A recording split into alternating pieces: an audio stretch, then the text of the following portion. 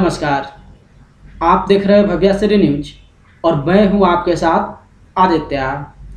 कौन बनेगा करोड़पति के मंच पर 24 दिसंबर को हॉट सीट पर विराजमान हुए थे जसपाल सिंह। देखिए इनकी तस्वीर हम आपको स्क्रीन पर दिखा रहे हैं, जो कि समाओ पंजाब के रहने वाले हैं। इनके विषय में हम आपको बता दें कि ये एक स्कूल में लैब असिस्टेंट हैं। इस वीडियो में आप जानने वाले हैं जसपाल सिंह केबीसी के मंच से कितनी राशि जीत कर गए हैं। साथ ही प्रतिभागी को जो 3 लाइफलाइन दिया जाता है, वो तीनों लाइफलाइन का इस्तेमाल ये कौन कौन से सवाल पे किए हैं और उस सवाल का प्राइस कितना था। लेकिन उससे पहले हम आपको बता दें, कौन बनेगा करोड़पति के मंच पे अगर इस वीकेंड की बात करें तो इंडिया चैलेंजर वीक सेलिब्रेट किया जा रहा है। और इस इंडिया चैलेंजर वीक में टॉप 2 प्लेयर्स जो है एक दूसरे का सामना करते हैं और वही 2 प्लेयर जल्दी 5 में जो सबसे पहले 5 पॉइंट जीतते हैं उनको मौका मिलता है हॉट सीट पे विराजमान होने का। जसपाल सिंह की बात करें तो ये टॉप 2 चैलेंजर्स के रूप में इनका सामना हुआ था उत्तम कुमार झा से। ये दोनों जो है टॉप 2 चैलेंजर्स बने थे और ये दोनों एक दूसरे का सामना किए जल्दी 5 में। जल्दी 5 में जसपाल सिंह सबसे जल्दी 5 पॉइंट्स जीतकर हॉट सीट पे विराजमान हो जाते हैं और ये हॉट सीट पे 2 दिन विराजमान होते हैं, 23 दिसंबर और 24 दिसंबर। 23 दिसंबर को अपने 2 लाइफलाइन ऑडियंस पोल और डबल डिप का इस्तेमाल करके जीत जाते हैं 3,20,000 और उसके बाद हुटर बच जाता है, जिसको लेकर गेम को वहीं पे स्थगित करना होता है। फिर जब ये 24 दिसंबर को हॉट सीट पे विराजमान होते हैं तो 3,20,000 से आगे ये क्विज गेम शो बढ़ता है। जैसा कि आप लोग जानते हैं कि कौन बनेगा करोड़पति के मंच पे जब प्रतिभागी 3,20,000 जीत जाते हैं तो एक सेगमेंट चलता है जिसका नाम है सुपर संदूक। सुपर संदूक के दौरान जसपाल सिंह 8 प्रश्न का सही जवाब देकर जीत जाते हैं 80,000 और उस 80,000 की राशि को ये अपने बैंक अकाउंट में ट्रांसफर न करवाकर अपनी खोई हुई लाइफलाइन ऑडियंस पोल को फिर से एक्टिव कर देते हैं।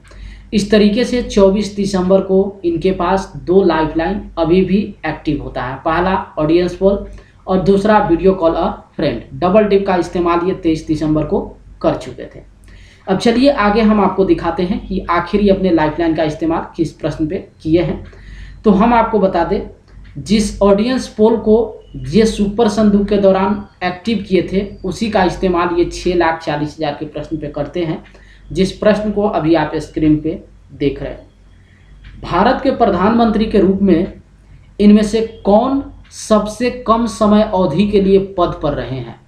4 ऑप्शन है। Option A Shri Morarji Desai, B Shri P Narasimha Rao, C Shri Charan Singh और डी श्री आई.के. गुजराल। तो इस प्रश्न का इनके पास 110% सही जवाब नहीं मालूम था। इसी को लेकर ये यहाँ पे ऑडियंस पोल का इस्तेमाल करते हैं और स्क्रीन पे देखिए, आप देख सकते हैं ऑडियंस की तरफ से हाईएस्ट जिस ऑप्शन को वोटिंग दिया गया था वो था ऑप्शन नंबर सी, यानी कि श्री चरण सिंह, जिसे 72% वोटिंग मिला है। उसके बाद जसपाल सिंह ऑप्शन सी को लॉक करवाकर जीत जाते हैं 6,40,000।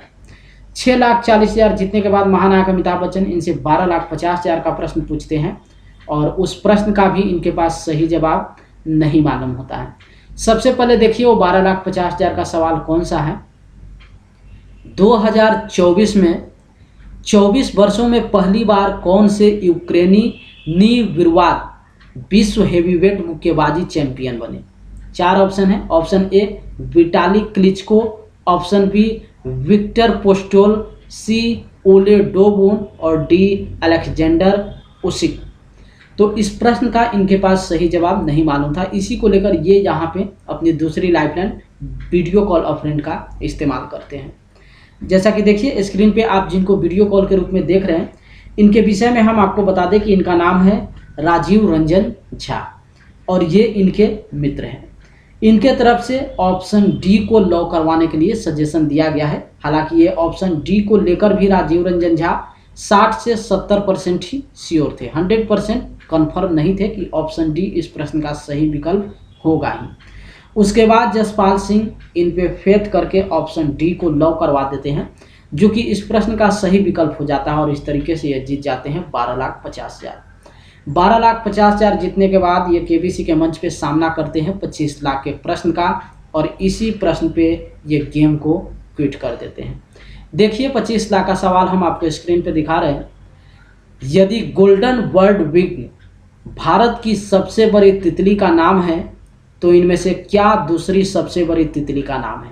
4 ऑप्शन है। Option A desert bird wing, option B southern bird wing, option C eastern bird wing और डी कच्छ बर्ड विंग। तो यहाँ पे इस प्रश्न का इनके पास सही जवाब नहीं मालूम था, साथ में ये एलिमिनेट भी नहीं कर पा रहे थे कि इस प्रश्न का करेक्ट आंसर क्या होगा।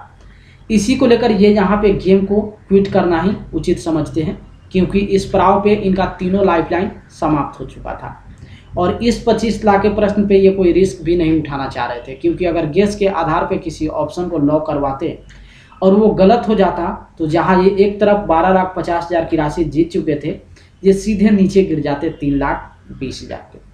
इसी को लेकर जसपाल सिंह 25 लाख के प्रश्न पे गेम को क्विट कर देते हैं और कौन बनेगा करोड़पति के मंच से 12,50,000 की राशि जीत कर जाते हैं। जैसा कि आप लोग जानते हैं कि गेम को क्विट करने के बाद ऑडियंस को इस प्रश्न का सही जवाब बताना होता है, तो जसपाल अपने गेस के आधार पे ऑप्शन बी को लॉक करवाते हैं, जो कि इस प्रश्न का सही विकल्प हो जाता है।